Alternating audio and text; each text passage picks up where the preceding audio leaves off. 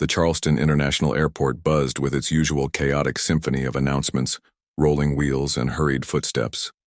Harper Elaine Jameson stood at baggage claim, her fingers drumming against the worn leather strap of her camera bag. Around her, the afternoon crowd surged and ebbed like an anxious tide, but her blue-gray eyes remained fixed on the slow-moving carousel. She caught her reflection in the metallic surface of a nearby column, blonde waves rebelliously escaping, her messy bun, her vintage Rolling Stones t-shirt slightly wrinkled from the 5-hour flight. Dark circles lurked beneath her eyes, testament to too many sleepless nights spent questioning her decisions. The latest of which had brought her here, to South Carolina, No, she corrected herself, running toward something new. The baggage carousel groaned to life and Harper's fingers instinctively moved to snap, a nervous habit she'd never managed to break. One by one, bags emerged, sleek black cases, floral prints, and hard-shell suitcases in every shade imaginable.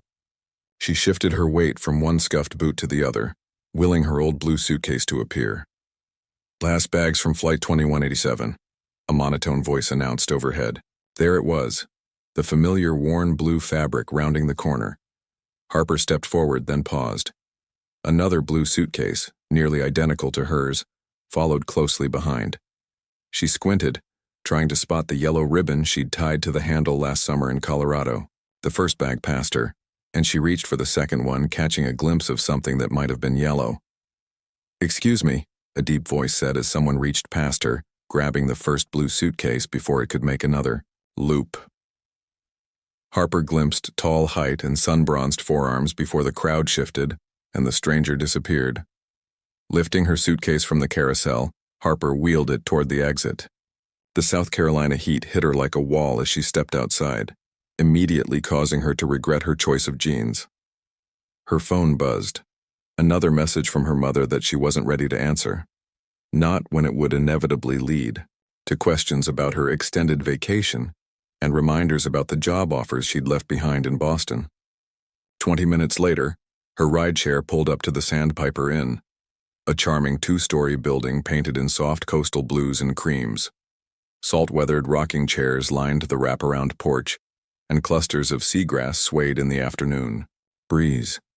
It wasn't much, but the small bed and breakfast had offered both a job and a room, a perfect landing spot while she figured out her next move. Harper rolled her suitcase up the wooden ramp, pausing to take a deep breath of salt-tinged air.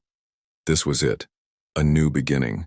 No more corporate events, no more wedding photography, no more capturing other people's perfect moments while her own life crumbled around her.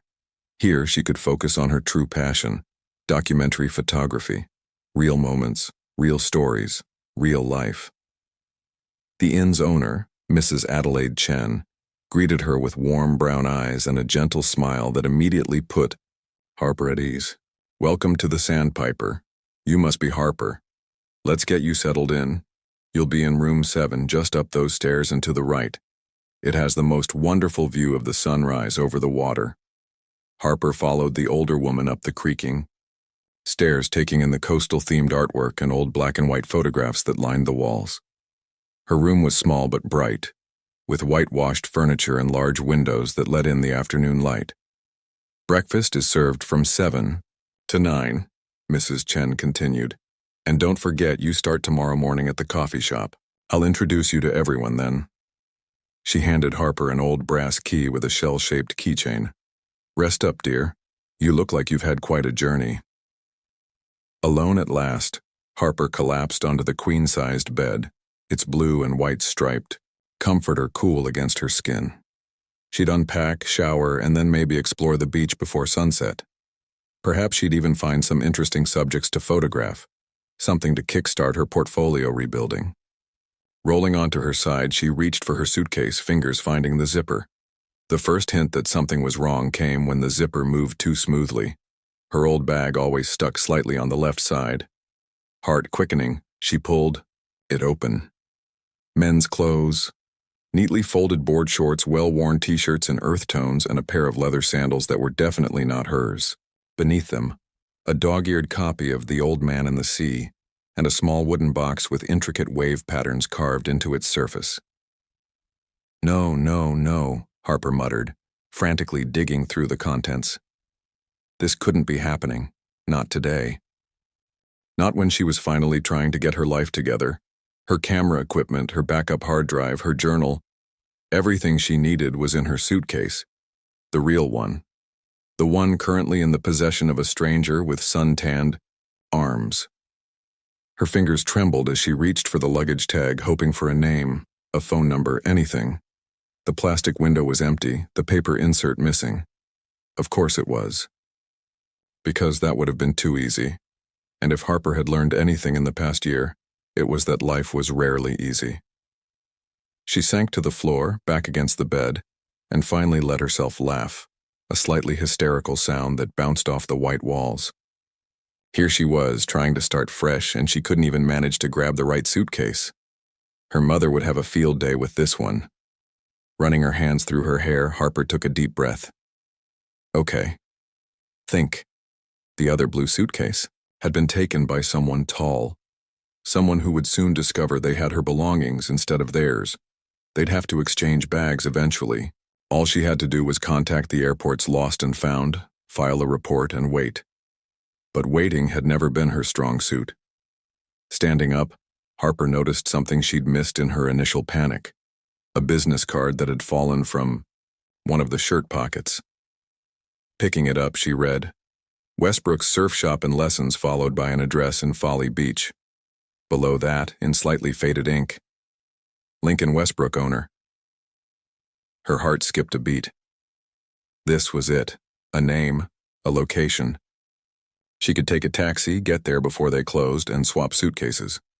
Crisis averted. No need to involve the airport bureaucracy or spend days waiting for someone to file a claim. Harper grabbed her phone and camera bag, checking that she had everything she needed. As she turned to leave, her eyes fell on the wooden box again. Something about it called to her, the craftsmanship perhaps, or the way the afternoon light played across its carved surface. Against her better judgment, she found herself reaching for it, fingers tracing the intricate patterns. The lid opened with a soft click, revealing a collection of items that made her photographer's heart stutter. An old compass, a handful of sea glass in varying shades of blue and green, and a stack of photographs. The top one showed two young men, arms around each other's shoulders, surfboard stuck in the sand beside them.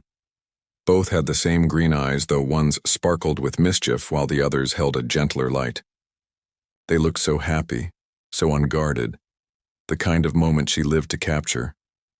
Guilt washed over her, and she quickly closed the box. These weren't her memories to explore. Placing it carefully back in the suitcase, Harper zipped everything up and headed for the door. She had a surf shop to find and a suitcase to reclaim.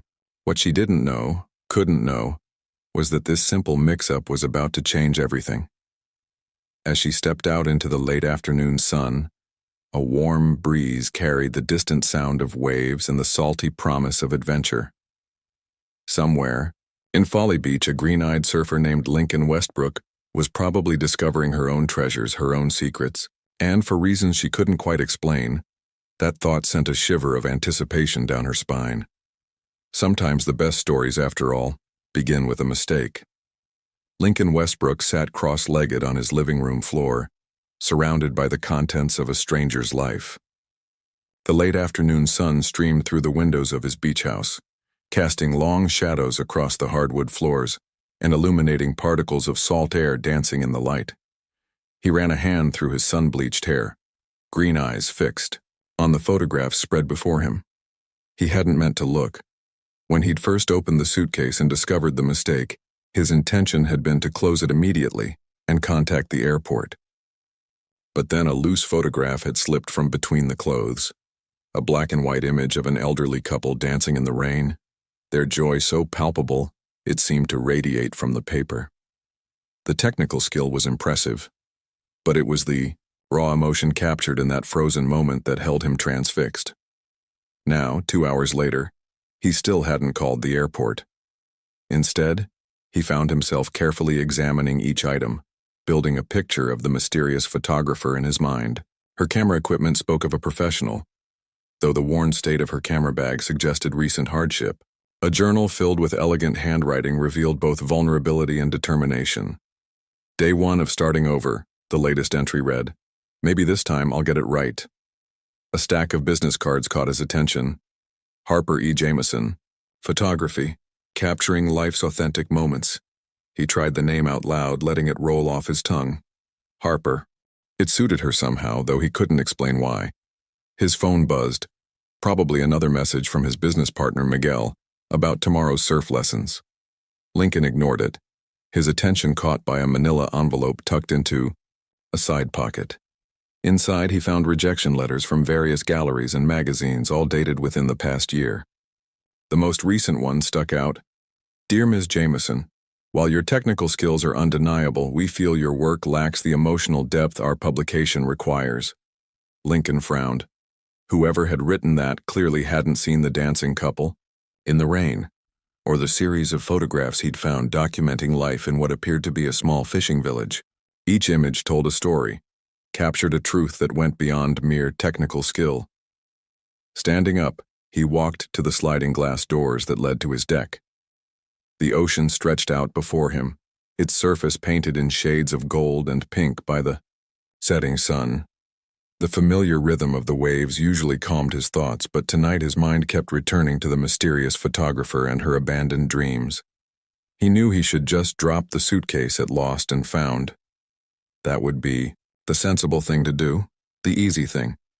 But Lincoln Westbrook had learned the hard way that easy wasn't always right.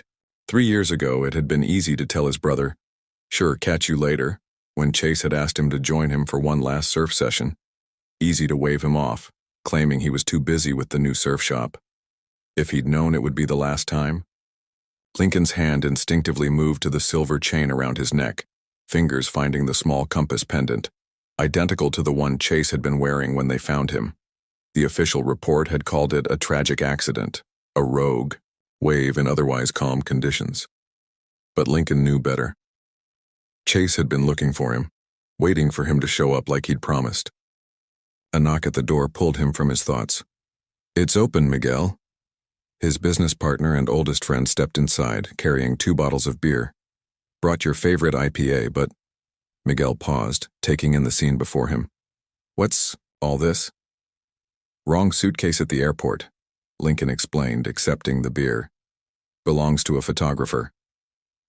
Miguel raised an eyebrow, picking up one of the gallery rejection letters. "And you're going through her stuff because—" "I'm not going through her stuff, I'm—" Lincoln gestured vaguely at the photographs. "Look at these. Really look at them." Miguel set down his beer and picked up several photos, whistling softly. "These are good. Really good. Why is she getting rejected? Wrong place, wrong time, wrong people looking at them." Lincoln took another sip of his beer. "She's staying somewhere nearby. Has to be." "How do you figure?" "Found this." He handed Miguel a crumpled confirmation email for the Sandpiper Inn. "It's not just a vacation booking. She's supposed to start working there tomorrow." Miguel's eyes widened with recognition. "Adelaide's place? That's what, 15 minutes from here?" Lincoln nodded, already knowing where this conversation was headed. Miguel had always been able to read him like a book. "You're thinking of returning it personally, aren't you?" When Lincoln didn't respond, Miguel continued, "The airport has a lost and found for a reason, man." "I know. So why not use it?" Lincoln walked back to the photos spread across his floor, picking up the one of the elderly couple dancing. "Because sometimes people need more than just getting their lost things back. Sometimes they need—" He trailed off, not sure how to explain the feeling in his chest, the sense that this wasn't just about a mixed-up suitcase. Miguel was quiet for a moment, studying his friend. "You know what Chase would say about this?" A small smile tugged at Lincoln's lips. "He'd tell me I'm being dramatic." "No," Miguel corrected. "He'd tell you to trust your gut. Always did say you thought too much." He finished his beer and stood up. "Just be careful, okay? Last time you tried to fix someone else's life, you ended up with a broken heart and a thanks but no thanks note on your kitchen counter." Lincoln winced at the reminder of Olivia, his ex-fiancée who decided small-town life wasn't for her. This isn't like that. I'm just returning a suitcase. Right. Miguel's tone made it clear he didn't believe that for a second. Well, I'll cover your morning lessons tomorrow. You know, in case returning a suitcase somehow takes all day. After Miguel left, Lincoln carefully repacked Harper's belongings, making sure each item returned to its proper place. The sun had fully set now, the room lit only by the warm glow of his floor lamp. Outside, the rhythm of the waves provided a steady backdrop to his thoughts. He should wait until morning. That would be the rational thing to do. But something about those photographs, about the raw honesty in her journal entry about starting over, tugged at him. Before he could talk himself out of it, he grabbed his keys and the suitcase. The drive to the Sandpiper Inn took exactly 17 minutes, each one spent rehearsing what he'd say. By the time he pulled into the parking lot, the old Victorian building dark except for a few upstairs windows, he'd run through at least a dozen versions.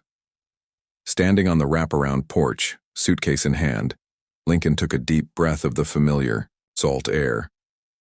A light still burned in room 7. He'd seen the room number on her booking confirmation. For a moment, he considered leaving the suitcase with Adelaide at the front desk. It would be simpler, safer. But as he stood there, the soft sound of waves in the distance, he thought of Chase. Of all the chances not taken, the words left unsaid. Sometimes the biggest risks weren't in what you did, but in what you didn't do. Lincoln raised his hand and knocked on the front door. Through the decorative glass, he could see Adelaide approaching, her familiar figure casting a shadow in the entryway light. Lincoln, she smiled warmly as she opened the door. What brings you here so late? He held up the blue suitcase. Actually, I'm looking for someone who just checked in. Harper Jameson? Adelaide's eyes sparkled with something that looked suspiciously like mischief. Ah, our new photographer. Room 7, top of the stairs. She stepped aside to let him in. I was just telling Miguel the other day that you've been spending too much time alone in that big house of yours. It's not.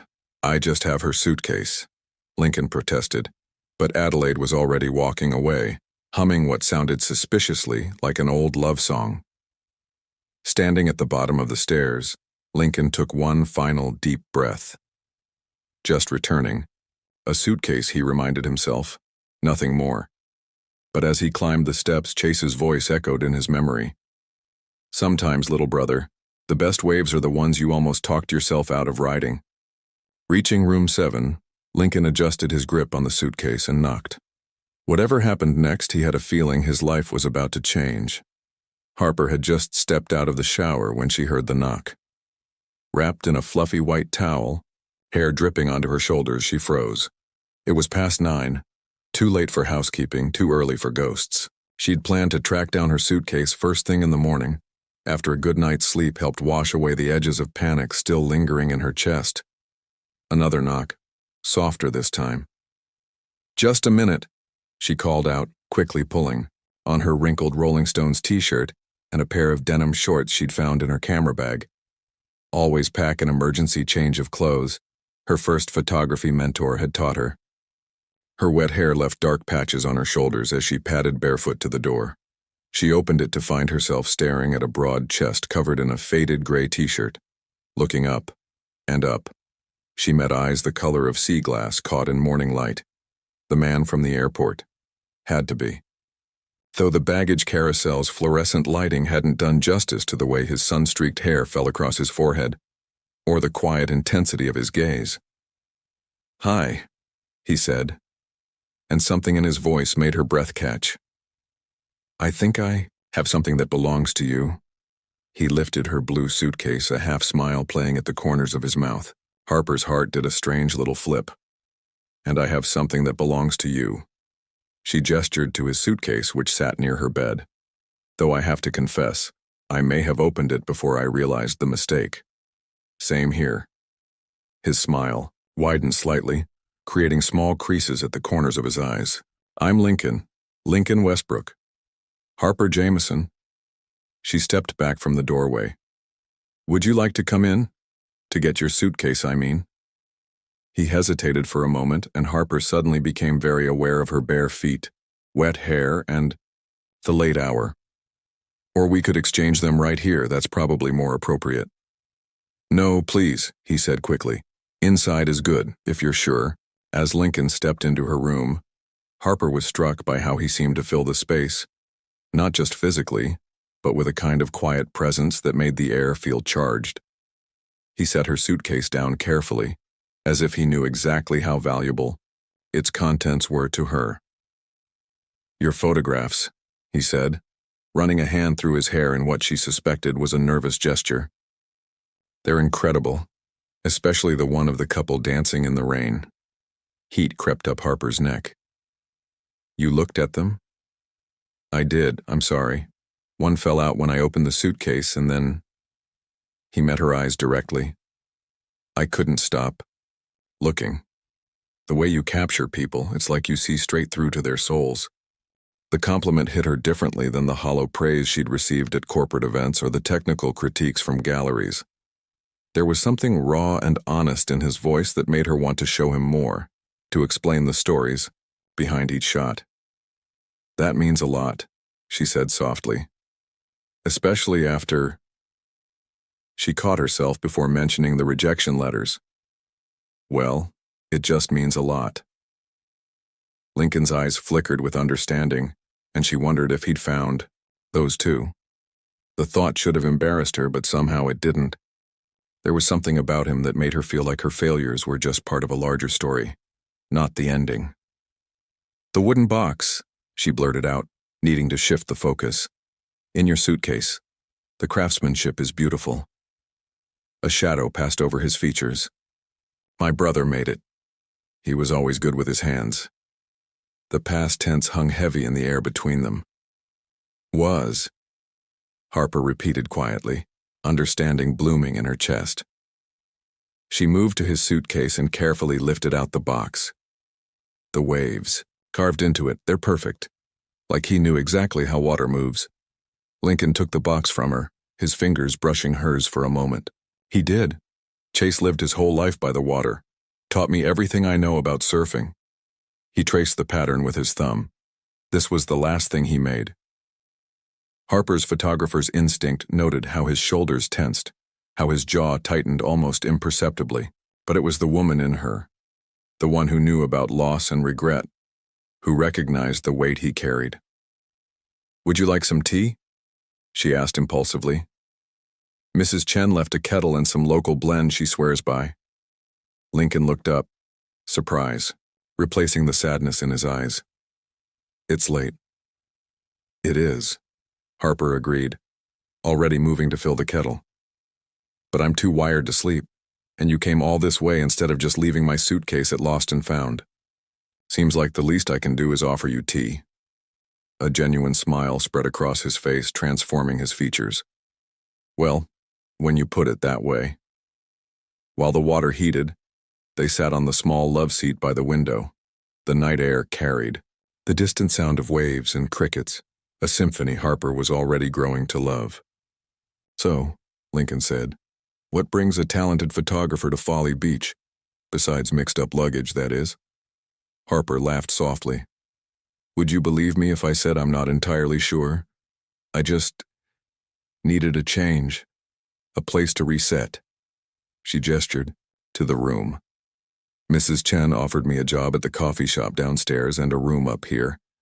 It's not exactly National Geographic, but sometimes the best stories are the ones you find in unexpected places. Lincoln finished.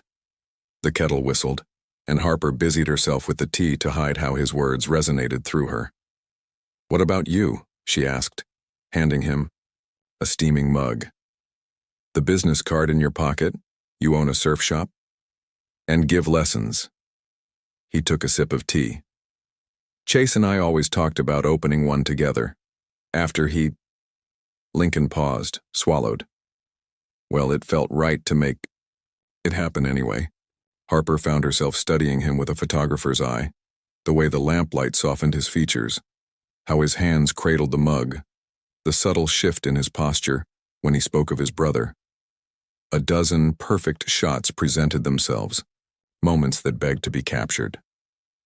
"I'd love to photograph you sometime," she said without thinking, then immediately felt her cheeks flush. "I mean your surf lessons.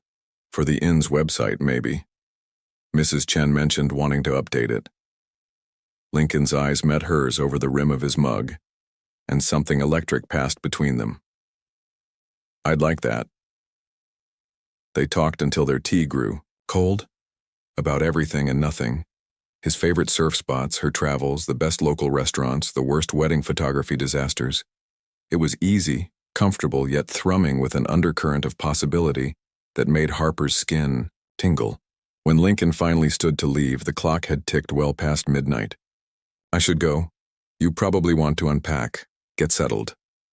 "Right," Harper said, walking him to the door. "And you probably have early surf lessons or something equally athletic while I sleep in." He grinned. "Actually, I do. But—" He hesitated, hand on the doorknob. "Maybe I'll see you at the coffee shop tomorrow. I hear they're getting a new barista." "You might," she replied, trying to ignore the way her heart sped up. "If you're lucky." "I'm starting to think I am." His voice was soft, almost wondering. Then louder. "Good night, Harper Jameson. Try not to steal any more suitcases." "Good night, Lincoln Westbrook. Try not to go through any more strangers' photographs." After he left, Harper sat on her bed, surrounded by the familiar scent of her own suitcase. She should unpack, should try to sleep before her first day of work. Instead, she found herself reaching for her camera, reviewing the mental snapshots she'd taken of him, the way he spoke with his whole body, how his eyes crinkled when he smiled, the gentle way he held his brother's box. Outside her window, the moon painted a silver path across the ocean. Harper thought about fate, about blue suitcases and wrong turns that felt surprisingly right. For the first time in months, her fingers itched to capture something beyond assignment parameters and client requests. She fell asleep with her camera beside her, dreaming of sea glass eyes and stories waiting to be told. The morning sun hadn't yet crested the horizon when Harper descended the creaking stairs to the coffee shop. Coastal Grounds, as the chalkboard sign proudly proclaimed, occupied the entire first floor of the Sandpiper Inn's East Wing. The aroma of freshly ground coffee beans filled the air, mixing with the salt breeze that drifted through the open windows. Right on time, Mrs. Chen emerged from behind the counter, her silver-streaked hair pulled back in a neat bun. "Ready to learn the morning routine?" Harper nodded, fighting back a yawn. She'd tossed and turned most of the night, her mind replaying every moment of her conversation with Lincoln. Not the most promising start to her first day of work. "The sunrise crowd will be here soon," Mrs. Chen continued, leading Harper behind the counter. "Surfers mostly. They like their coffee strong and their orders quick." She demonstrated the espresso machine with practiced efficiency. "Think you can handle it?" "I spent 3 years working at a coffee shop in college," Harper assured her, though that had been a lifetime ago, before she'd thought she could make it as a photographer. "It's like riding a bike, right?" Mrs. Chen's knowing smile suggested otherwise. "We'll see about that. First rule, everyone gets a nickname in their order. Helps avoid mix-ups with common names. Use something distinctive, their usual drink, what they're wearing, anything memorable." As if on cue, the bell above the door chimed. A tall woman, in yoga gear, entered, followed by 2 men in wetsuits. The morning rush had begun. Harper fell into a rhythm faster than she expected. "Chai latte for purple mat," she called out. "Americano for shark tattoo." Her fingers danced across the espresso machine, muscle memory returning with each order. The sun was just beginning to paint the sky in shades of pink and gold when she heard a familiar voice. "I heard the new barista makes a mean cup of coffee." Lincoln stood at the counter, his hair still damp from the ocean, a surfboard propped against the wall behind him. The sight of him in a wetsuit shouldn't have made her pulse quicken, but here they were. "That depends," Harper replied, hoping. Her voice sounded steadier than it felt. "What's your usual?" "Black coffee, 2 sugars." His eyes met hers, and she could have sworn they held a hint of challenge. "But I'm feeling adventurous this morning." Harper raised an eyebrow. Adventurous enough to trust the new barista with your order? Completely. The way he said it, like it meant more than just coffee, made her cheeks warm. She turned to the espresso machine, grateful for the excuse to break eye contact. Her hands moved with purpose, selecting syrups and adjusting settings. When she finished, she placed a large cup on the counter. One sunrise special for... She paused, remembering Mrs. Chen's naming rule. For sea glass eyes. A hint of color touched Lincoln's cheeks, but his smile widened. Sea glass eyes? House rule. Everyone gets a nickname. Harper gestured to the drink. Try it before you judge. He took a sip and his eyebrows shot up. Is that coconut? Coconut and vanilla, with a hint of caramel. She tucked a strand of hair behind her ear. Reminded me of something you said last night about how the best moments are the unexpected ones. Something shifted in Lincoln's expression, a softening around the edges that made Harper's heart stutter. Before he could respond, the door chimed again and a group of early morning yogis filed in. Saved by the bell, Harper muttered, already reaching for fresh cups. For now. Lincoln's voice was low, meant just for her. But I'm teaching a sunset lesson later if you're still interested in those website photos. Harper nearly overfilled a cup. Yes, that would be great. For Mrs. Chen's website. Right, for the website.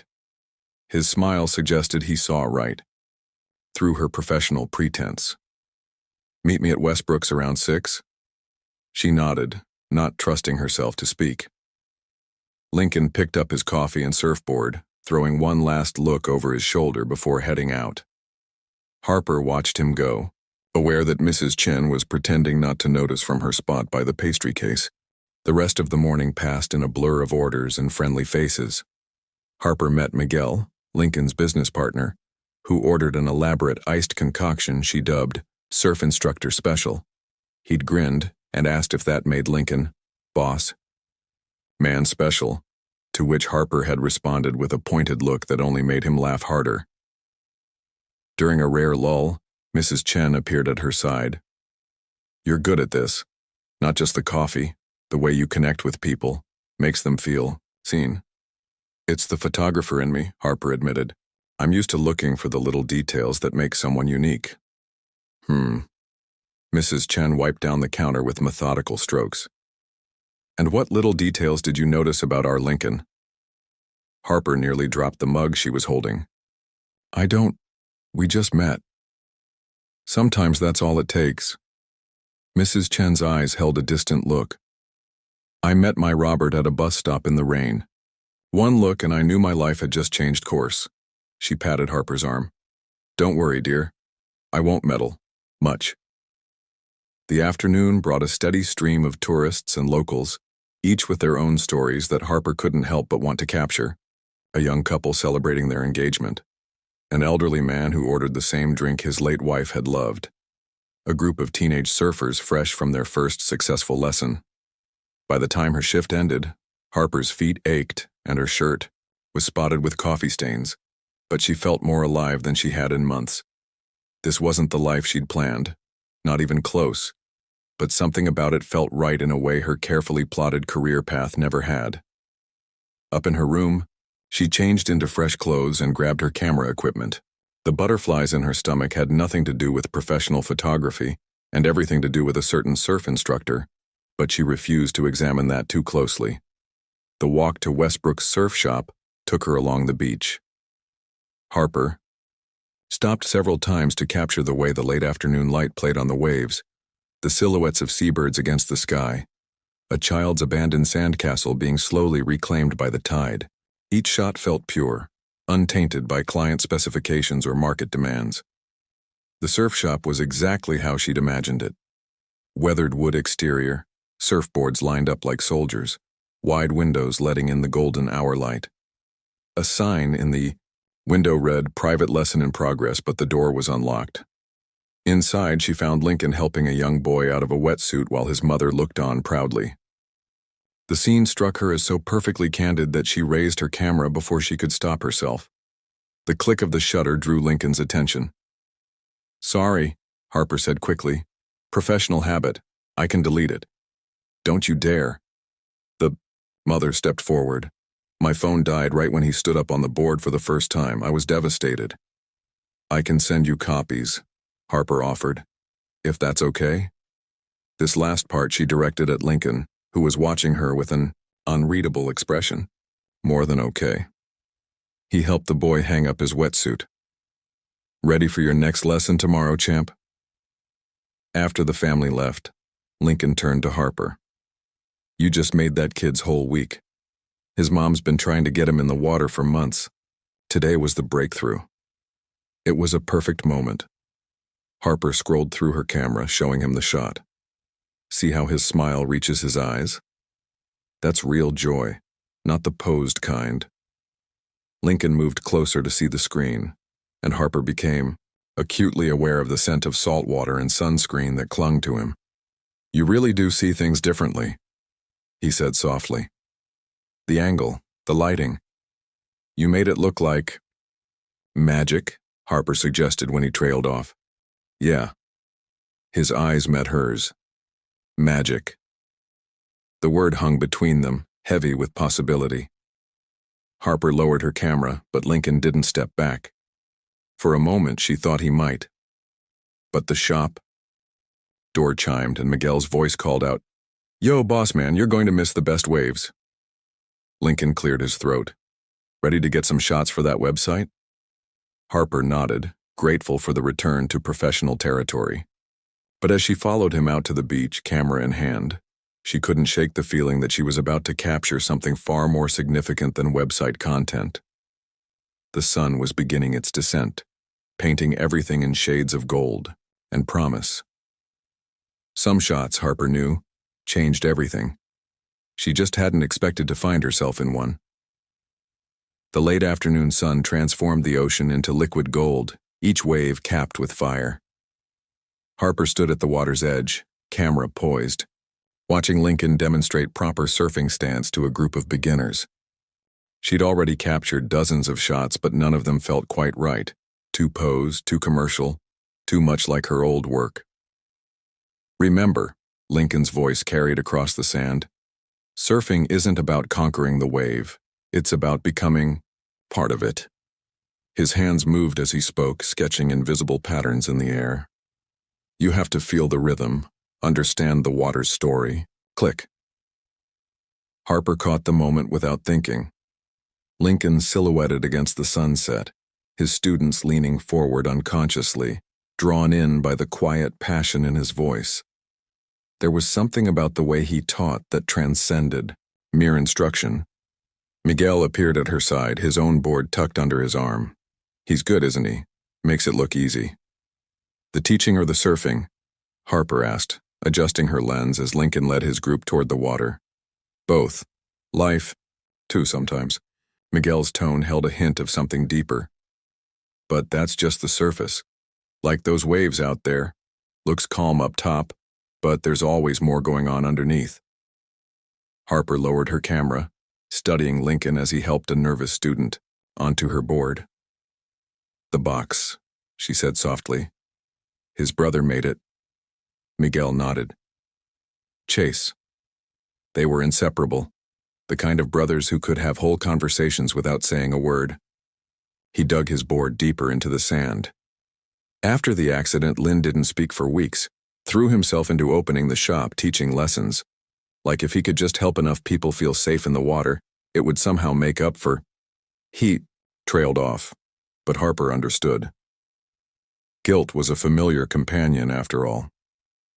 She thought of her own carefully packed rejection letters, each one a reminder of opportunities slipped away like sand through fingers. "Why are you telling me this?" she asked, though part of her already knew. Miguel smiled, but his eyes stayed serious. "Because I saw how he looked at your photographs, and I see how he looks at you." He pulled his board free. "Just be careful with him, okay? Lynn's like those waves he loves so much, powerful, beautiful, but if you're not ready for what's beneath the surface..." "I'm not..." Harper started, but Miguel was already jogging toward the water, leaving her with too many unfinished thoughts. The sun dipped lower, painting everything in increasingly dramatic shades of orange and pink. Harper moved along the shoreline, capturing the interplay of light and water, the determination on students' faces, the easy grace of Lincoln's movements as he guided them through the basics. Through her lens, she saw what Miguel meant. There was a weightiness to Lincoln's gentleness, like someone who had learned the hard way to move carefully through the world. In one shot, she caught him staring out at the horizon between students, his expression holding such raw longing that she almost lowered her camera, feeling like an intruder. As the lesson wound down, Lincoln made his way toward her, water streaming from his wetsuit. "Get anything good for the website?" Harper nodded, though the best shots she'd taken weren't the kind that belonged on a business page. They were too intimate, too revealing, like the one of him helping a young girl overcome her fear of the waves, his face reflecting the same mix of patience and understanding she imagined Chase must have shown him once. "Want to see?" she offered, tilting the camera's screen toward him. Lincoln moved closer, his arm brushing against hers as he leaned in to look. Despite the evening heat, Harper shivered at the contact. Water droplets from his hair fell onto her shoulder, and she forced herself to focus on scrolling through the images. "These are—" Lincoln paused on a shot of himself, mid-instruction, backlit by the setting sun. In the photo, his hands were raised, describing the motion of a wave, and his whole body seemed to curve like the ocean itself. "You made me look like someone who knows exactly where they belong," Harper finished quietly. His eyes met hers, and for a moment, the camera between them felt like both a shield and a bridge. "Do you?" he asked. "Know where you belong?" The question hit harder than it should have. Harper lowered the camera, buying time by pretending to clean the lens. "I used to think I did. Had it all mapped out, gallery shows, magazine covers, the whole dream. Now," she gestured vaguely at the beach around them, "now I'm making coffee and taking surf shop photos. And is that such a bad thing?" There was no judgment in his voice, only genuine curiosity. Harper looked out at the ocean, considering. "No," she said finally. "It's just different. Like, instead of chasing the perfect shot, I'm learning to see what's already in front of me." Lincoln was quiet for a moment, watching the last surfers leave the water.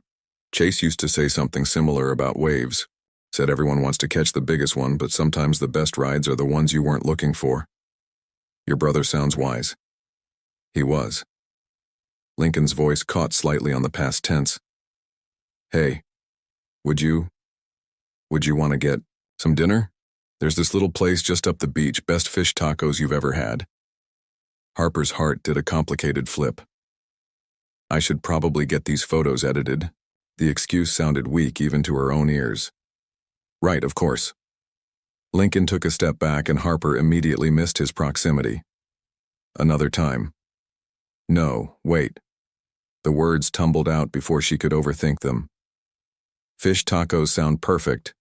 Actually, just let me pack up my equipment. The smile that broke across Lincoln's face made her glad she had her camera ready. Click. One last shot of the day. Lincoln Westbrook, guard down, joy unguarded, the last rays of sunset turning his eyes to actual sea glass. Did you just... Professional habit, Harper said innocently, slipping the camera into its bag. Sure it is. He helped her gather her things, his hands lingering when they bumped against hers. The restaurant's about a mile up the beach. We can walk, if you don't mind the scenic route. Scenic works for me. Harper slung her camera bag over her shoulder, hyper-aware of how close Lincoln stayed as they began walking. They took their time, stopping occasionally to examine interesting shells or watch diving pelicans. Lincoln pointed out his favorite, surf spots, the hidden coves where the best shells washed up, the exact point where the sunrise first touched the water each morning. His love for this stretch of coast was evident in every gesture, every story. As they walked, Harper found herself sharing too, about the small fishing village where she'd taken some of her favorite shots, about the elderly couple dancing, in the rain who had reminded her why she fell in love with photography in the first place. It was easy talking to Lincoln, like sharing secrets with an old friend. The sky had deepened to purple by the time they reached the restaurant, its string lights casting warm pools of light onto the deck. Music and laughter drifted out, mingling with the sound of waves. Before they went in, Lincoln turned to her.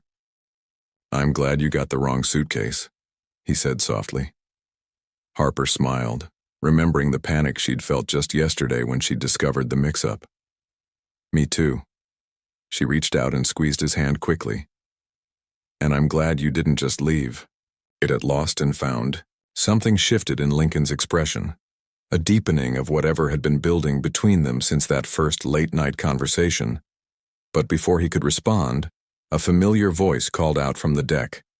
"Well, if it isn't the artist and the surf instructor," Mrs. Chen waved from a corner table. "What a coincidence, you simply must join us." Lincoln's groan was almost inaudible. Adelaide Chen's coincidences are about as accidental as high tide. Harper laughed, surprised to find she didn't mind the interruption. There was something comforting about how this small beach community operated, the way everyone seemed to look out for each other. It was so different from the competitive art world she'd left behind. As they made their way to Mrs. Chen's table, Lincoln's hand found the small of her back, guiding her through the crowded deck. The touch was light, probably unconscious on his part, but it sent warmth spreading through Harper's entire body. Maybe Miguel was right about the waves beneath the surface, but as she settled into a chair, watching Lincoln's eyes crinkle with laughter at something Mrs. Chen said, Harper thought that some risks might be worth taking. After all, the best shots were often the ones that scared you a little, the ones that required you to wade in deeper than you'd planned. 2 weeks had passed since the sunset photography session, and Harper's life had fallen into an unexpected rhythm. Mornings meant coffee orders and casual conversations with Lincoln over his sea glass special. She'd refined the recipe 3 times. Afternoons were spent exploring the town with her camera, capturing moments that would never make a gallery wall but felt more authentic than anything she'd shot in years. Evenings often found her on the beach, sometimes alone, sometimes with Lincoln, learning the way light played on water at different hours. She was in the middle of her morning shift when her phone buzzed with an unfamiliar New York number. Harper ignored it, focused on crafting a complicated order for one of the regular yoga instructors. The phone buzzed again, and again. "Take it," Mrs. Chen said, appearing at her side. "I'll cover the counter." Harper hesitated. "It's probably nothing." "That's your 3rd time checking the number." Mrs. Chen gently pushed her toward the back door. "Go. Find out what nothing sounds like." Outside, the morning air was thick with humidity. Harper leaned against the weathered wall and called the number back, expecting a sales pitch or wrong number. "Harper Jameson?" A crisp voice answered on the first ring. "This is Victoria Blackwood, from Prism magazine." Harper's heart stopped. Prism was one of the most prestigious photography magazines in the country. She'd submitted to them countless times, each rejection more polite than the last. "Yes, this is she." Harper fought to keep her voice steady. "I'll cut to the chase. We've been following your recent work, the Fishing Village series, particularly the shot of the elderly couple in the rain. It's exactly the kind of raw emotion we're looking for in our American Stories feature." Harper gripped the phone tighter. "I'm sorry, how did you see those? I haven't submitted anything recently." "Your work was brought to our attention by one of our contributors. We'd like to offer you a 6-month contract, covering untold stories across the country. Full creative control, substantial budget, and of course your work would be featured prominently in both our print and digital platforms." The world tilted slightly.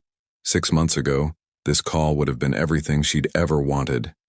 Now, I'm not in New York anymore, she managed. "That's perfect, actually. We want you on the road, finding these moments of authentic American life.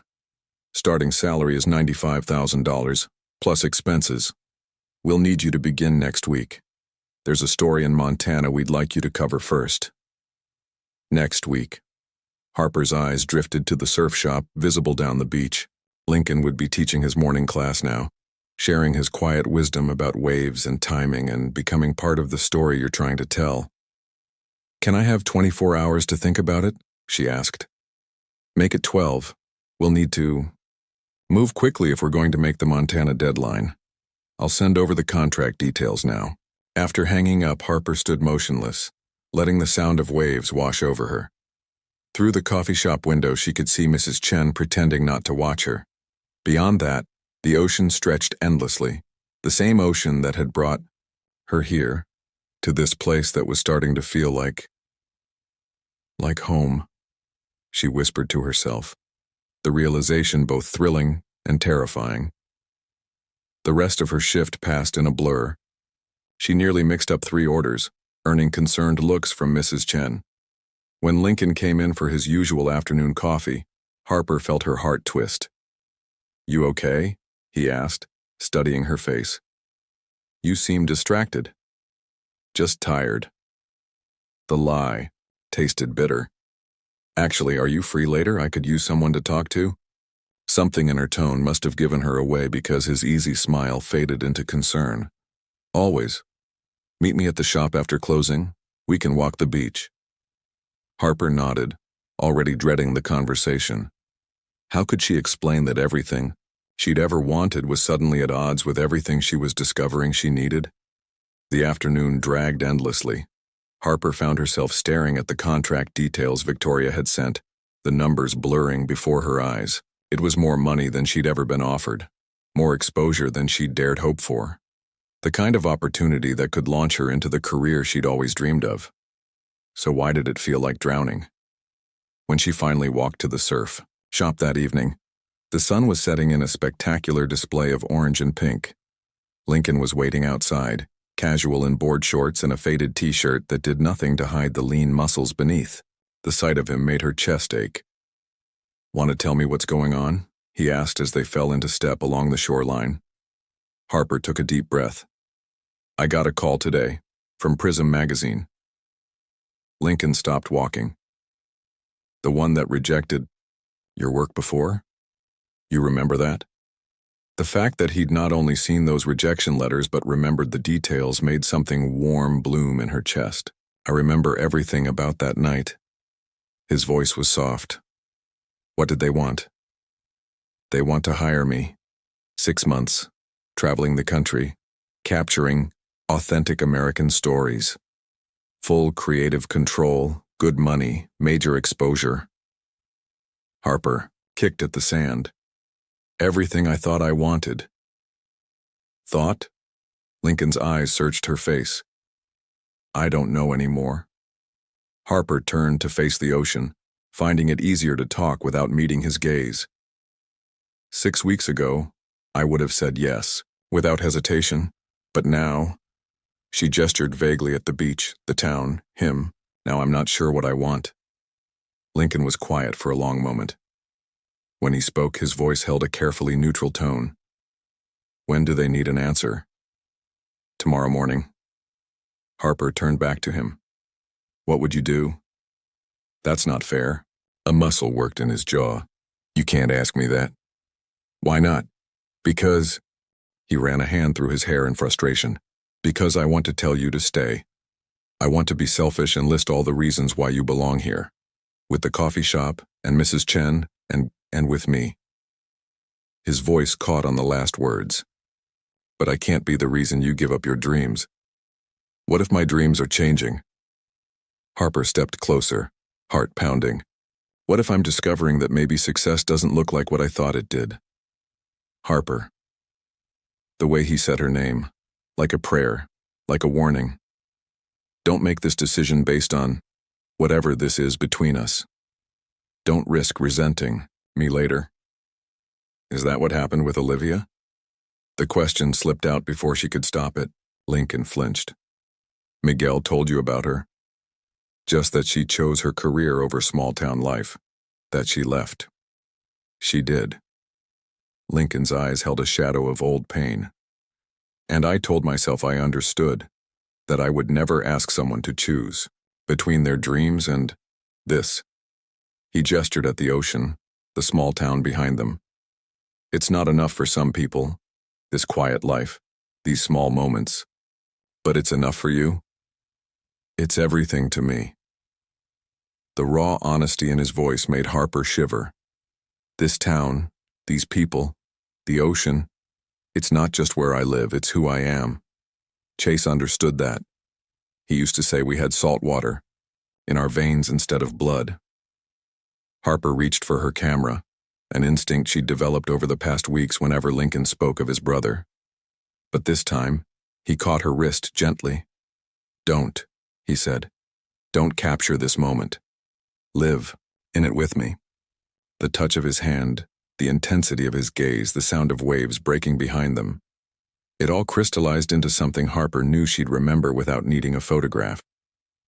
Standing on her tiptoes, she pressed her lips to his cheek, letting them linger for a heartbeat. "I need to think," she whispered. "Really think without—" She gestured between them. Lincoln nodded, releasing her wrist. "I know. I'll have an answer in the morning." "Whatever you decide," he said as she turned to leave, "make sure it's for you, not for me, not for Prism, not for anyone else. Choose the path that feels true." Harper walked back to the Sandpiper Inn alone, her mind churning. In her room, she spread her recent photographs across the bed, shots of morning surfers silhouetted against the dawn, Mrs. Chen's hands crafting the perfect latte, children building sandcastles, Lincoln teaching with that quiet grace that made her heart ache. None of them were the kind of photographs that won awards or made magazine covers, but every single one felt real. Her phone buzzed. Victoria, checking in. Harper let it go to voicemail, walking instead to her window. The moon painted a silver path across the water, reminding her of something Lincoln had said about the best waves being the ones you weren't looking for. She had until morning to decide, the dream she'd always chased, or the one she'd stumbled into without meaning to. The path that looked perfect on paper or the one that felt like coming home. Outside, the tide was turning. The Folly Beach Summer Festival transformed the shoreline into a wonderland of twinkling lights and colorful banners. Paper lanterns swayed in the evening breeze, their soft glow reflecting off the water like fallen stars. Harper moved through, the crowd, camera in hand, capturing the magic but feeling strangely removed from it all. 3 days had passed since she'd turned down Victoria Blackwood's offer. 3 days of avoiding Lincoln's searching looks over his morning coffee, of throwing herself into festival preparation work with Mrs. Chen, of trying to convince herself she'd made the right choice. "There's my favorite photographer." Miguel's voice cut through her thoughts. He was manning a booth selling local artwork, including enlarged prints of some of her recent photographs. The shot of the elderly couple dancing in the rain held the center spot, drawing admiring looks from festival goers. "Any sales?" Harper asked, more to make conversation than out of real interest. "4 of yours already." Miguel studied her face. "He's down by the pier, you know. Been watching the entrance for the past hour." Harper's hand tightened on her camera. "I'm not avoiding him." "Could have fooled me." Miguel leaned forward, lowering his voice. "Look, I know it's none of my business. But you're going to tell me anyway? Someone has to." He gestured at the photos displayed behind him. "These shots, Harper, they're not just pictures, they're stories. Love stories, life stories, real moments that mean something, including his." Harper's eyes drifted to a photograph she'd taken during that sunset lesson, Lincoln helping a young girl overcome her fear of the waves. She'd captured him mid-laugh, sunlight turning his hair to gold, his entire being radiating the kind of joy that couldn't be faked. "I turned down the job," she said quietly.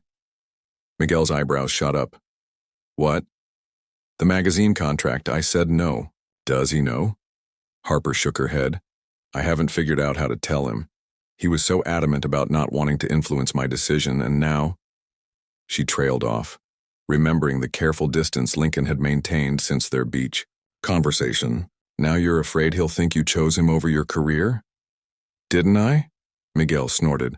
"For someone who sees so much through that lens of yours, you're being pretty blind right now." He pointed to her camera. "Why do you take pictures, Harper?" "To tell stories, to capture moments that matter. And in the past 3 weeks, have you taken a single photograph that didn't matter? That didn't tell a real story? Harper thought about her recent work. The sunrise surf lessons, the coffee shop regulars, the way the community came together to prepare for the festival. Every shot felt more authentic than anything she'd produced in her years of chasing gallery shows. Go find him, Miguel said softly. Tell him the truth. Not about the job, but about why you're really here. Before Harper could respond, a cheer went up from the crowd. The paper lantern release was beginning, dozens of glowing orbs ascending into the darkening sky. She raised her camera automatically, then lowered it again. Some moments, she was learning, were meant to be lived rather than captured. She found Lincoln exactly where Miguel had said he'd be, leaning against the pier railing, watching the lanterns rise. The festival lights played across his features, reminding her of that first night in her room when everything had felt possible. Hey, she said, moving to stand beside him. Lincoln turned, surprise and something warmer flickering across his face. Hey yourself, nice turnout for the festival. Mrs. Chen says it's the biggest crowd they've had in years. Harper fidgeted with her camera strap. Your surf shop booth looks great. Thanks. He paused, then added quietly, I missed you this morning, at the coffee shop. I switched shifts with Lily. Harper took a deep breath. I needed time to think. About the magazine offer? About everything. She turned to face him fully. I turned it down. Lincoln's whole body went still. Harper, let me finish, please. When he nodded, she continued. All my life, I've been chasing this idea of success. Gallery shows, magazine covers, international assignments. I thought that's what would make me feel real, legitimate. But these past weeks, taking pictures of this town, of the people here, she gestured at the festival around them. Every shot feels more honest than anything I've ever done before. You don't have to explain. I do. Harper stepped closer, close enough to see the flecks of gold in his green eyes. Because I need you to understand that I'm not staying for you. I mean, you're part of it. A big part, but I'm staying for me. For the photographer I am here. For the person I'm becoming. I'm staying because for the first time in my life I'm taking pictures that tell the truth. Lincoln was quiet for a long moment, his eyes searching her face. And what truth is that? That sometimes the best stories aren't in exotic locations or on magazine covers. Sometimes they're in small coffee shops and morning surf lessons and the way a town comes together to release paper lanterns into the summer sky. A smile tugged at the corners of his mouth. That's a good truth. There's more. Harper's heart hammered against her ribs. The day we met when you brought my suitcase. You said my photographs see straight through to people's souls. But the truth is, you were the first person to really see through to mine. Lincoln reached out, his fingers brushing a strand of hair from her face. I've been trying not to hope, he admitted. After Olivia, I promised myself I wouldn't ask anyone to choose this life. This town. You didn't ask. I chose. Harper leaned into his touch. And I choose the quiet mornings and the small moments and the stories that unfold right here. I choose. Lincoln's lips found hers before she could finish, one hand cupping her face while the other drew her closer. Harper's camera pressed between them, forgotten for once as she melted into the kiss. Above them, paper lanterns drifted like stars, and the ocean played its eternal symphony. When they finally broke apart, Lincoln rested his forehead against hers. I should tell you something too, he said. That first night with the suitcases, I almost took it to Lost and Found. Almost did the sensible thing. What stopped you? Your photographs. They were like glimpses into this whole other world, this way of seeing beauty in ordinary moments. And I thought, maybe this once I don't want to be sensible. Maybe this once I want to be part of the story. Harper smiled, reaching for her camera. Speaking of stories, Lincoln groaned. You're going to make me pose, aren't you? No poses. She stepped back, adjusting her settings. Just be you. Be this moment. Through her viewfinder, she watched as Lincoln turned back to the ocean, his profile outlined by festival lights and rising lanterns. But just before she pressed the shutter, he looked back at her, his smile holding all the warmth of a summer sunset. Click. Some photographs, Harper knew, captured more than just images. They captured crossroads, choices, the exact moment when one life became another. This shot, Lincoln bathed in golden light, looking at her like she was every answer he'd ever sought. This was one of those. "Did you get what you needed?" he asked, drawing her back into his arms. Harper tucked her camera away, choosing instead to live in the moment rather than document it. "I think I finally did." Above them, the last of the lanterns disappeared into the night sky, like wishes set free on the summer wind. But Harper didn't need to make wishes anymore. Everything she wanted was right here, in this small beach town where she'd found not just a place to belong, but a story worth telling, her own. The morning crowd at Coastal Grounds had thinned to a trickle when Harper heard the distinctive click of designer heels on hardwood floors.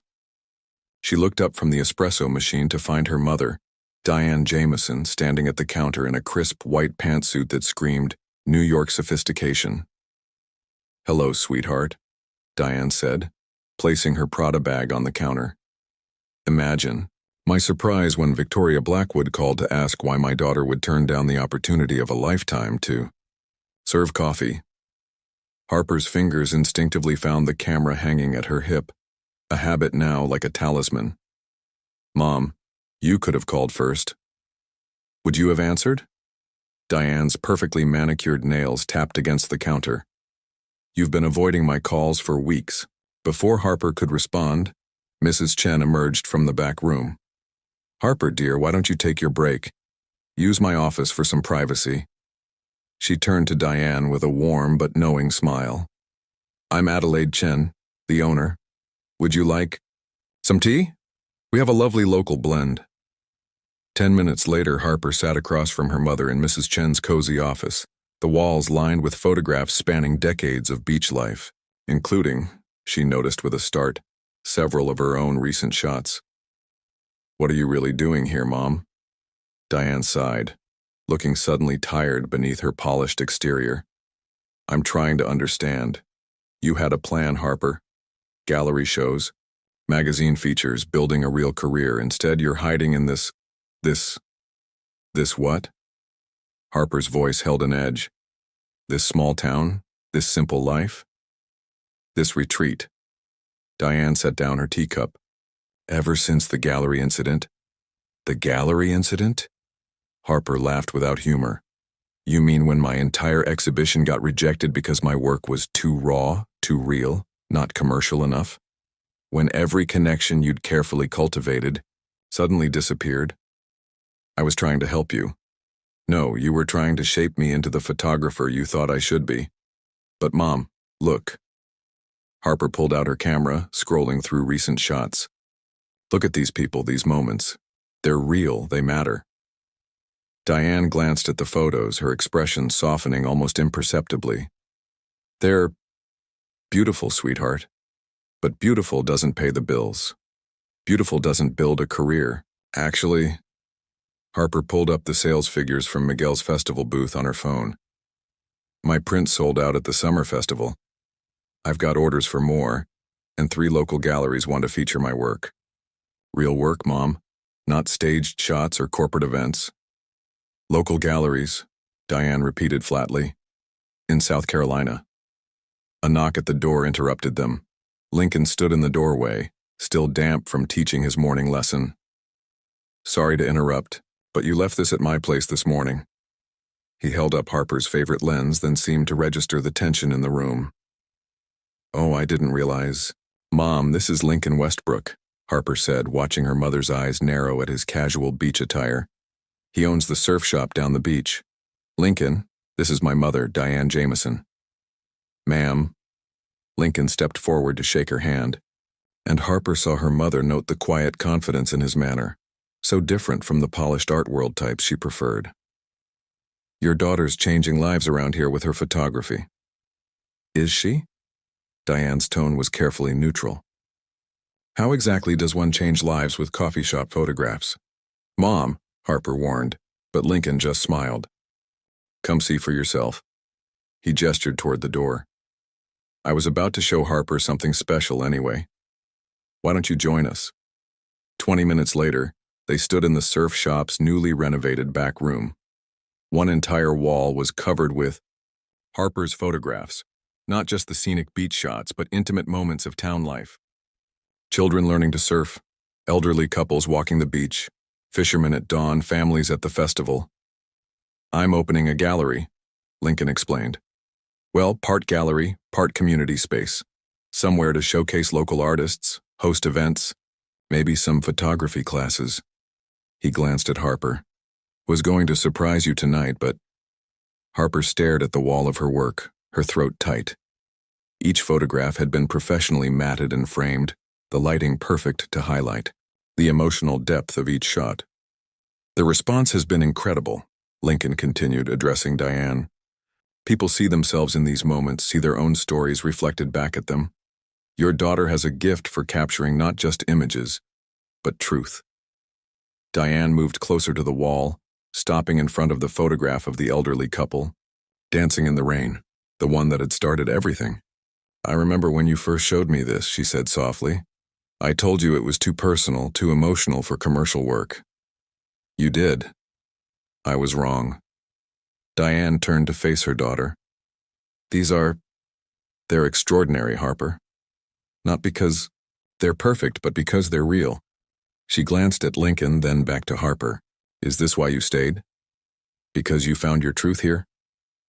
Harper reached for Lincoln's hand, feeling his fingers intertwine with hers. Part of it. I stayed because for the first time in my life, I'm taking the photographs I want to take, telling the stories I want to tell, and people are listening. And this? Diane gestured between them. Is this also part of why you stayed? No, Lincoln answered before Harper could. She didn't stay for me. She stayed for herself, for her art. I'm just lucky enough to be part of the story she's choosing to tell. Something in Diane's expression shifted, a subtle softening around the eyes. You really have built something here, haven't you? I'm trying to. Harper squeezed Lincoln's hand. It's not the path you wanted for me, but it's the right one. I know that now. Diane was quiet for a long moment, studying the photographs. Finally, she turned to Lincoln. This gallery opening of yours, you'll need publicity. I may not understand beach life, but I do understand the art world. Let me make some calls. Mom, you don't have to. Let me do this, Harper. Diane's voice held an unfamiliar note of humility. Let me help you tell your story your way for once. Later that evening, after Diane had checked into the Sandpiper Inn, at least it has charm, she'd conceded, Harper and Lincoln walked along the beach. The sun was setting, painting the sky in shades of pink and gold that would have once had Harper reaching for her camera. Instead, she just leaned into Lincoln's side, content to simply experience the moment. Thank you, she said, for the gallery, for handling my mother, for everything. Lincoln pulled her closer. I should be thanking you. This town, these people. You've helped them see themselves differently, see their own stories as worth telling. Like you did with Chase's story? She felt him tense slightly at his brother's name. The photographs in the gallery, the ones of the young surfers. They remind me of the picture in his box. Same joy, same freedom. Lincoln was quiet for a moment, watching the waves. Chase always said the ocean doesn't care who you are or where you come from. It just asks you to be present, to be real. He looked down at her. Like your photographs. Harper stretched up to kiss him, tasting salt on his lips. When they parted, she said, the gallery needs a name. I was thinking True Light Photography and Arts, because that's what you do. You show people their true light. It's perfect. Harper smiled. Chase would have loved it. Yeah, Lincoln said softly. He would have. They walked on as stars began appearing above them. Tomorrow would bring more challenges. Her mother's marketing plans, the gallery preparations, the constant balance of art and commerce. But for now, Harper was content to be present in this moment, with the man who had helped her find her true light on the beach that had become her home. Behind them, the Sandpiper Inn's lights twinkled like earthbound stars, and the ocean played its endless symphony. Harper thought about the wrong suitcase that had started it all, about fate and choices, and the stories we choose to tell. Some photographs capture moments. Others, she was learning, create them. The week before True Light's grand opening found Harper sorting through boxes in Lincoln's garage. Despite Diane's insistence that they hire professional organizers, Harper had wanted to handle the last of Chase's photography equipment herself. Lincoln had mentioned his brother's old darkroom setup while they were planning the gallery space, and something about the way his voice caught when he talked about it told Harper this wasn't a task to delegate. "Found another box of negatives," she called out, careful not to disturb the thick layer of dust covering everything. The late afternoon sun slanted through the garage windows, creating patterns that begged to be photographed. But today wasn't about capturing moments. It was about uncovering them. Lincoln appeared in the doorway, his face softening at the sight of her surrounded by pieces of his brother's life. "You don't have to do this, you know. We can use the space as is." "Actually, I do." Harper patted the spot beside her on the floor. "Come here. I want to show you something." He settled next to her, their shoulders touching. The contact had become as natural as breathing over the past weeks, a silent comfort they both relied on. Harper lifted a strip of negatives to the light. "See these?" She pointed to the subtle variations in exposure. Chase knew what he was doing. These aren't just snapshots. They're deliberately composed, carefully timed.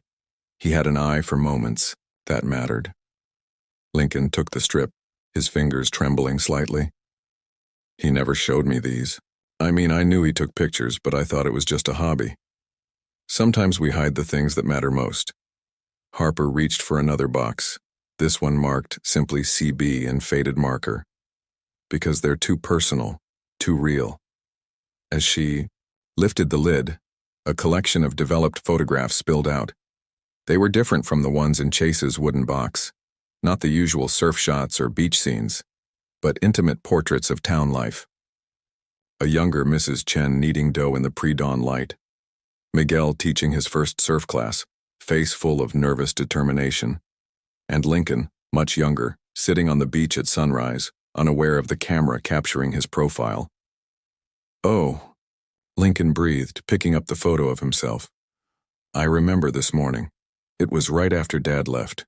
I'd been sitting out there for hours trying to make sense of everything. I didn't even know Chase was there." "He saw you," Harper said softly. "Really saw you. Look at how he captured the light, the way it wraps around you like a protective embrace. He wasn't just taking your picture, he was telling your story." Lincoln's hand found hers, gripping tight. "There's more in here than I thought there'd be." Together, they spent the next hour discovering Chase's hidden talent. Each photograph revealed another layer of his vision. The way he'd documented the town's evolution, its people, its heart. There were shots of storms approaching, fishermen hauling in their morning catch, children building sandcastles that would wash away with the tide. "These need to be in the gallery," Harper said, carefully arranging the prints in chronological order. "Not just because they're beautiful, but because they're part of the town's story, part of your story." Lincoln was quiet for a long moment, staring at a particular photograph, Chase's reflection in a shop window, camera raised to his eye. "I always thought I knew him so well. We did everything together, told each other everything, or at least I thought we did. Sometimes the people closest to us have depths we never imagine." Harper leaned her head against his shoulder. Maybe he was waiting for the right moment to share this part of himself. And now it's too late. "Is it?" Harper gestured at the photographs spread around them. "Look at what he left behind. Not just images, but moments, stories, truths. Isn't that what photography is all about?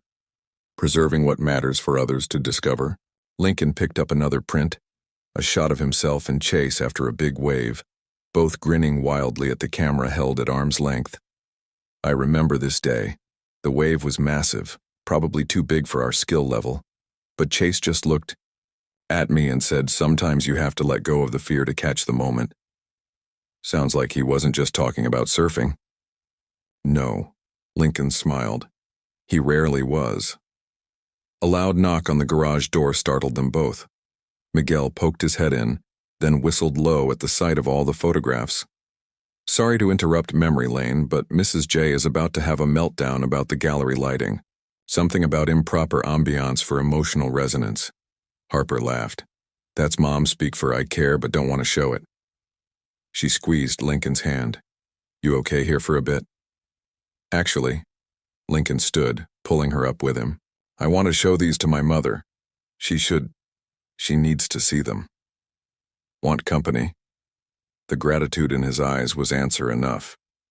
To Miguel, he said, "Tell Diane we'll be there in an hour. Some things are more important than perfect lighting." After Miguel left, they carefully packed Chase's photographs, wrapping each one as if it were made of gold. In a way, Harper thought, they were more valuable than any precious metal. They were pieces of a life cut too short, moments frozen in time waiting to be shared. The drive to Lincoln's mother's house was quiet, filled with the weight of anticipation. Harper had met Catherine Westbrook only twice, but she remembered the gentle strength in the older woman's manner, the way she'd touched the compass pendant identical to Lincoln's whenever Chase was mentioned. They found her in her garden pruning roses in the late afternoon light. When she saw the boxes they carried, her hands stilled. "Lincoln, what's all this?" "Chase's photographs, Mom. His real ones. The ones he never showed us." Catherine sank onto a nearby bench, her face a complex mixture of hope and hesitation. "Show me." For the next 2 hours they sat in the garden as the sun set, going through each photograph. Catherine's tears fell freely as she discovered this hidden talent of her lost son, this piece of him that had waited so long to be found. "He was going to open his own gallery," she said suddenly, picking up a business card tucked between two prints. Look, he'd already designed the logo. Westbrook Perspectives. Life through a different lens. Lincoln's breath caught. Harper watched as mother and son stared at the card, this tangible piece of Chase's dreams. "We'll put it up," Lincoln said firmly, "next to the entrance of True Light, his vision alongside ours." "A collaboration," Harper added softly. "Past and present, memory and moment." Catherine reached out, taking both their hands. "He would have loved you," she told Harper. "Your way of seeing beauty in ordinary moments. That was his gift too." Later that night, back at the gallery space, Harper watched Lincoln hang Chase's photographs alongside her own. The contrast was striking. His brother's vintage-toned prints next to her modern digital shots, yet both telling the same story. A town, its people, the endless dance of light on water. "Ready for tomorrow?" she asked, wrapping her arms around him from behind. Lincoln turned in her embrace. "Thanks to you. Finding these, sharing them with Mom. It's like Chase is part of this after all." "He always was." Harper touched the compass hanging from his neck. "Some people leave marks on our hearts that time can't erase. We just have to learn to see them differently." Through the gallery windows, the ocean gleamed under a rising moon. Tomorrow would bring the grand opening, Diane's carefully orchestrated publicity, the next chapter of their story. But tonight was about honoring the past while embracing the future, about understanding that sometimes the most precious photographs are the ones that take time to develop. Chase had known that. And now, through his hidden art, he was teaching them one final lesson about passion, patience, and the courage to share your vision with the world. Some legacies, Harper realized, don't need words.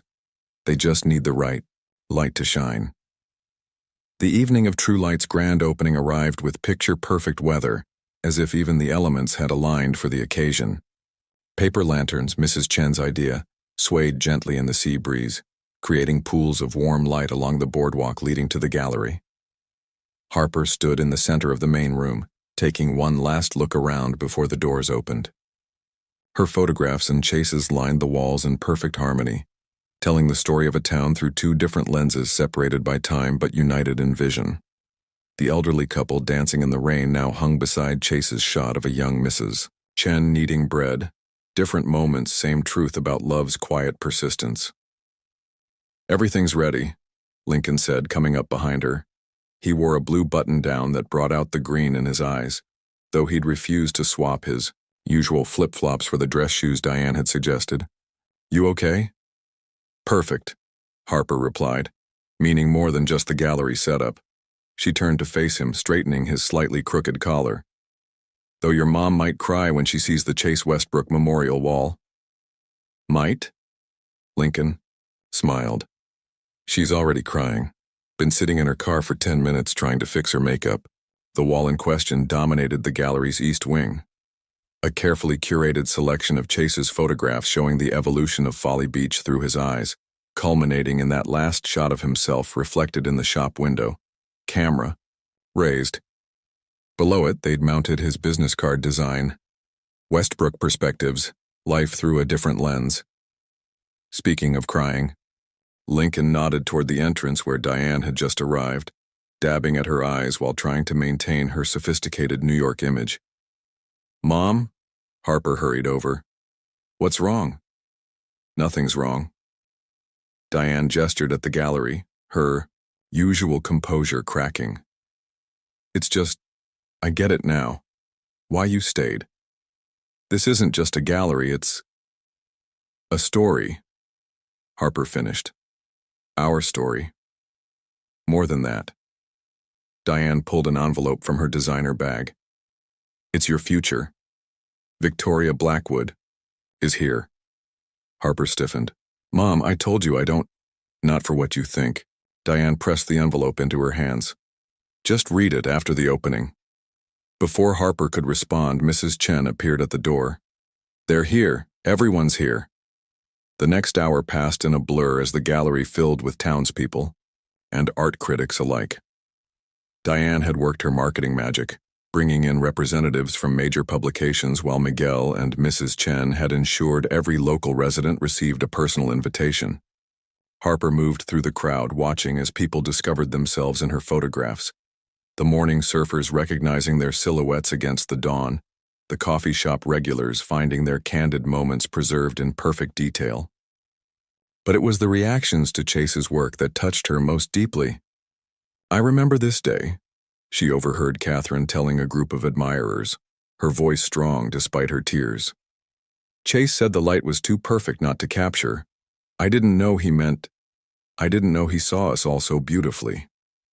Lincoln stayed close to his mother, his hand occasionally touching the compass around his neck, sharing stories about the brother he was seeing in a new light through these photographs. The proud smile never left Catherine's face as she watched her surviving son honor his brother's memory while building his own legacy. Near the evening's peak, Miguel clinked a glass for attention. "If I could have everyone's moment, the man behind True Light Gallery would like to say a few words." Lincoln made his way to the center of the room, pulling Harper with him. "Actually, we both would." Harper's heart swelled as he kept hold of her hand, facing their gathered community together. "When my brother Chase died," Lincoln began, his voice steady, "I thought I'd never find that perfect light he was always chasing, the kind that shows you exactly who you are and where you belong." He squeezed Harper's hand.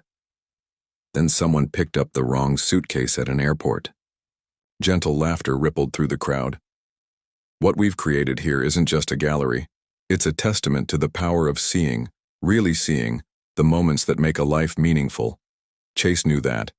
He captured it in every photograph he took.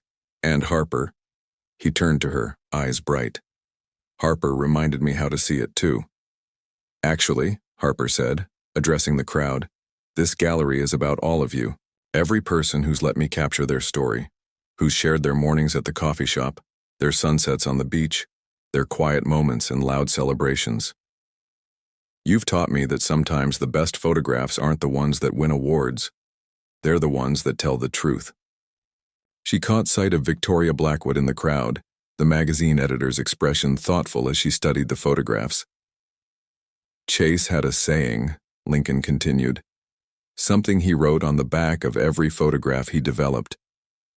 Light shows us where we are, but love shows us where we belong. He pulled something from his pocket, a small weathered photograph. I found this yesterday going through the last box of his things. He held it up, a shot of the gallery building from years ago, sunlight streaming through its then empty windows. On the back, in Chase's handwriting, perfect light, perfect place, waiting for the perfect story. Catherine's soft gasp carried through the quiet room. He knew, Lincoln said softly. Somehow he knew this place was meant for something special. So tonight isn't just about opening a gallery. It's about continuing a story he started. About finding perfect light in unexpected places. As if on cue, the setting sun broke through the windows, bathing the room in golden light. Harper raised, her camera capturing the moment, Lincoln silhouetted against his brother's photographs, their mother wiping proud tears, Mrs. Chen and Miguel exchanging knowing smiles, Diane looking surprisingly at home among the beach town crowd. Later, after the last guests had left and they'd finished cleaning up, Harper finally opened Victoria's envelope. Inside was a contract, not for traveling photography but for a monthly column in Prism magazine titled True Light, Stories from the Heart of America. They want me to stay here, she realized, reading further. Document small-town life, real moments, honest stories. Exactly what you're already doing, Lincoln said, reading over her shoulder. Just sharing it with a wider audience. Harper looked around the gallery, her photographs beside Chase's, two visions of the same truth. The compass pendant Lincoln had given her earlier that evening felt warm against her skin, a matching set with his and Catherine's now. You know what Chase would say about all this? Lincoln asked, pulling her close. What? Sometimes the best stories are the ones that develop slowly, he smiled, like photographs, like us. Harper raised her camera one last time, capturing their reflection in the gallery window. Two people who had found their perfect light in the wrong suitcase, the right moment, and each other. Outside, the paper lanterns swayed in the evening. Breeze and the ocean played its eternal symphony. Inside, photographs told stories of love and loss, of moments captured and memories preserved, of a brother's legacy and a woman's journey home. Through her lens, through Chase's prints, through every sunrise coffee and sunset surf lesson, they had all learned to see differently, to find beauty in ordinary moments, courage in quiet choices, and perfect light in unexpected places. Harper lowered her camera, choosing instead to simply live in this moment. Some stories, after all, are meant to be experienced rather than captured. Some lights are meant to be felt rather than photographed. And some mistakes, like picking up the wrong suitcase in an airport, aren't mistakes at all. They're just the universe developing another perfect shot. The morning sun painted Folly Beach in shades of gold and promise, much like it had that first day when a mixed-up suitcase changed everything. Harper stood at the water's edge, camera ready, watching Lincoln teach his early morning class. 1 year later, some things hadn't changed at all. He still made that same graceful motion when demonstrating how to read a wave, still ran his hand through his hair when explaining something particularly important. Other things, though, were wonderfully different. True Light Gallery had become the heart of the community, hosting not just photography exhibitions, but also children's art classes, local artist showcases, and weekly gatherings where people shared their stories. Chase's photographs had inspired a whole new generation of local photographers, and the memorial wall had become a sort of pilgrimage site for aspiring artists from across the country. Harper's monthly column in Prism magazine, True Light, Stories from the Heart of America, had gained a devoted following. Her honest portrayal of small-town life, coupled with her intimate photography style, had sparked a movement in documentary photography, a return to authenticity over artifice. Got something for you, Lincoln called out, jogging up from the water after his class. His wetsuit was half peeled down and his compass pendant caught the morning light. If it's another student asking for private lessons, the answer is still no. Harper laughed, lowering her camera. Her own compass pendant clinked softly against the lens. Better. He pulled a slightly damp envelope from his back pocket. Found this in Chase's old darkroom storage. Must have slipped behind a cabinet. Harper opened it carefully. Inside was a photograph she'd never seen before, Chase's reflection in the gallery window, but this time, he wasn't alone. Next to his reflection was a perfect patch of empty light, as if he'd intentionally composed the shot to leave space for someone else. On the back in his familiar handwriting, "Saving this light for the right story. You'll know when." "He did always see things before the rest of us," Lincoln said softly, wrapping his arms around her from behind. Harper touched the image gently. "Think we should add it to the wall?" "Actually," Lincoln turned her to face the gallery. In the early morning light, their own reflections filled the window, right where Chase's empty light had been. I think he knew exactly where it belonged. Inside the gallery, preparations were underway for their newest exhibition. Through Time's Lens, a collection of Chase's recently discovered photographs paired with Harper's shots of the same locations and people years later. Mrs. Chen still insisted the coffee shop's morning rush had doubled since one of Harper's photographs of her had been featured in Prism, though everyone knew it was really her new cinnamon roll recipe. Diane visited regularly, having found an unexpected passion for small-town art promotion. She'd even started wearing flat shoes to walk on the beach, though she drew the line at flip-flops. Catherine had turned Chase's old darkroom into a photography workshop space, where she taught children the magic of traditional film development. "Ready for the new class?" Lincoln asked, as they walked hand in hand toward True Light. Harper patted her camera. 10 eager students waiting to learn how to capture honest moments. Chase would love that his darkroom is teaching a new generation. He'd love all of this. Lincoln gestured at their life, the gallery, the classes, the community they'd built. "Especially you." Inside, morning light streamed through the windows, catching the dust motes in its golden beams. Their reflections followed them as they moved through the space. Two people who had found their perfect light in an imperfect moment. Harper raised her camera one last time, capturing their silhouettes merged with Chase's in the window glass. Past and present, memory and moment. 3 photographers who had learned to see beauty in life's unexpected developments. Some pictures, after all, take time to become clear, but when they do, they're worth every second of the wait. If you found a suitcase that could completely change the course of your life, just as Harper and Lincoln did, would you have the courage to follow this new path even if it meant abandoning all your previous plans? Sometimes fate is disguised as a mistake, but do we have the courage to embrace the unexpected? Your participation in the channel is very important. Please leave your opinion in the comments. Thank you for watching. If you enjoyed the story, please subscribe to our channel and leave a comment below letting us know what you thought. Your feedback and support mean a lot to us. Stay tuned for more exciting stories.